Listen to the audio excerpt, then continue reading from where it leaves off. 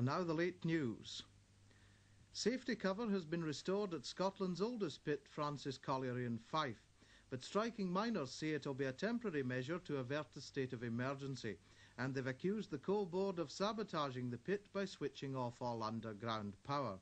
The row was sparked off by two rebel miners who decided to break picket lines to return to work. Meanwhile, Industry Minister Alan Stewart is claiming the majority of Scottish pitmen want to return to work.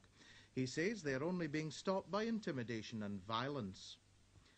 A journalist has been slightly injured by a car on a picket line duty outside the offices of Aberdeen Journals. The incident happened only hours after journalists unanimously rejected a new pay offer, but the management said that the Press and Journal will be available today. Police say a fire in which a Perth pensioner was badly burned was started deliberately. Detectives say a plastic rubbish bin had been placed against the door of a council flat in Newhouse Road and set alight. 77-year-old Christina Nichol sustained burns as she escaped through the blazing entrance in her nightclothes. She may have to undergo skin grafting. The Prince and Princess of Wales and Prince William flew into Aberdeen as planned to begin their annual Balmoral holiday. There had been rumours that the Princess would postpone the trip following the suicide of her favourite uncle, Lord Fermoy. The Princess Diana decided to go ahead with the holiday and return to England for the funeral. The Princess is expecting her second child within 3 weeks, but Buckingham Palace have rejected rumours that the baby will be born in Aberdeenshire. The number of people killed and injured on Grampian roads in June is up on last year. New figures show that there were 188 road accidents in the region, in which 4 were killed and 251 injured. This compared with 161 accidents, no deaths and 226 injuries in June last year. A police spokesman says the latest figures are disappointing. The future of the Torry Research Station in Aberdeen, which escaped closure earlier this year, has been outlined by the Fisheries Department. The ministry say Torry's important role as a research centre for the fishing industry should continue, but the government wants outside help with funding. A spokesman says it's only right that fishing interests should make a reasonable contribution towards projects of direct benefit to the industry. The Torry station employs 125 people. Hundreds of people in Deeside have received handbills urging them to save water. As the drought intensifies in Grampian region, river levels are continuing to drop and springs have dried up. Ian Brown, the region's Water Services Director, says a crisis hasn't yet been reached, but he's urged people to continue to conserve supplies. The body of a man found under the railway bridge at Rosemount Viaduct, Aberdeen, at the weekend has been identified as 51-year-old Eric Finney, who lived in the city. Grampian police are appealing for anyone who may have been in the area between 1 a.m. and 2 a.m. on Sunday to come forward. Aberdeen manager Alex Ferguson has been appointed coach of Scotland's international side. He takes over from Dundee United boss Jim McLean as second-in-command to Jock Stein at a critical time as Scotland prepares for the qualifying games for the 1986 World Cup. And still on football, a result just in. For the second round replay of the Highland League Cup, Inverness Caledonian 1, Brora Rangers 0 after extra time. Well, that's the news this evening, and now let's take a look at the weather. First, for this evening and tonight, most places will be dry and clear, but patchy low cloud may affect Shetland at times. And now the forecast for Tuesday. Shetland and Orkney will be dry with sunny intervals. However, patchy low cloud and fog is likely, especially around Shetland. Maximum temperatures ranging from 17 degrees centigrade to 21 degrees centigrade with light south to southeast winds. Mainland districts, including the north and west and the Isles, and extending to include central and eastern areas also, will be dry with a good deal of sunshine. However, fog patches may affect eastern coastal districts from time to time. It will become hot inland with afternoon temperatures near 27 degrees centigrade, but on coasts it will be cooler, nearer 18 degrees centigrade. Winds will be light, occasionally moderate, east to southeast. And finally, the further outlook for Wednesday. Most areas will again have a very warm, settled day. In the east it will be muggy and coastal mist may affect some places. Over high ground some showers are likely, and that's the weather.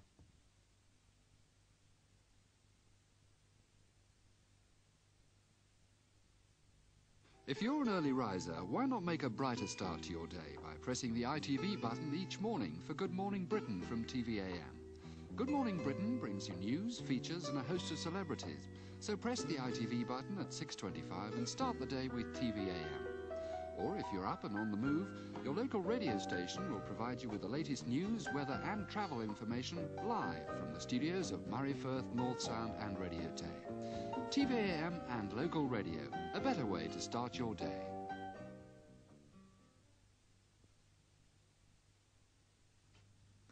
And with the time just at 20 minutes to 1 o'clock, we come to the end of our evening's viewing on Grampian.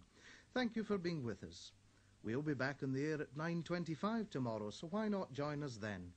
Until then, of course, this is Colin Lamont, wishing you on behalf of us all here at Grampian Television a very safe and peaceful good night. If you're on your own tonight, then I hope we've been good company. Good night all, and do sleep well.